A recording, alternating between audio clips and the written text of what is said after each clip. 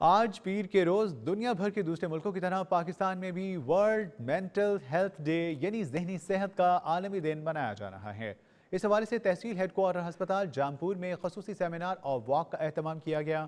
ماہرین نفسیات کے مطابق پاکستان کی آبادی کا 34% حصہ ذہنی دباؤ، انزائٹی اور ڈپریشن کا شکار ہے۔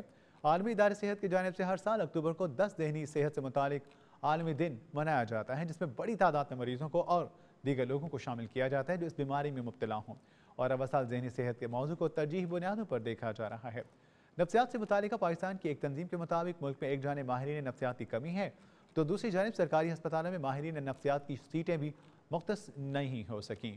تحصیل ہیڈ کوارٹر ہسپتال جامپور میں ذہنی صحت کے دن کے موقع پر خصوصی تقریب کا اہتمام کیا گیا۔ اس موقع پر نفسیات سے متعلقہ کیمپ میں لوگوں کی نفسیات سے متعلقہ عارضوں سے نمٹنے اور ان کے علاج کے لیے مفید مشوروں سے نوازا جا رہا ہے۔ ماہرین صحت ڈاکٹر محمد شاہد کھوکھر اور ڈاکٹر فیصل شہزاد نے بتایا کہ پاکستان کی آبادی کا 34% حصہ ذہنی دباؤ، انزائٹی اور ڈپریشن کا شکار ہے۔ گھریلو جھگڑوں، معاشی حالات سے ذہنی صحت متاثر ہوتی ہے، وہیں سیلاب جیسی قدرتی آفات نے ذہنی مسائل کو کئی گنا بڑھا دیا ہے۔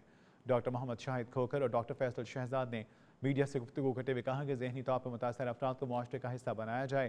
ہمیں ذہنی امراض کو پاگل پن سے تشبیہ دینے کے تاثر کو زائل کرنا ہوگا اور ان لوگوں کو زندگی میں واپس لانے کے لیے اقدامات اٹھانا ہوں گے۔ آخر میں ڈاکٹروں اور پیرامیڈیکل سٹاف کی جانب سے واک کا بھی اہتمام کیا گیا۔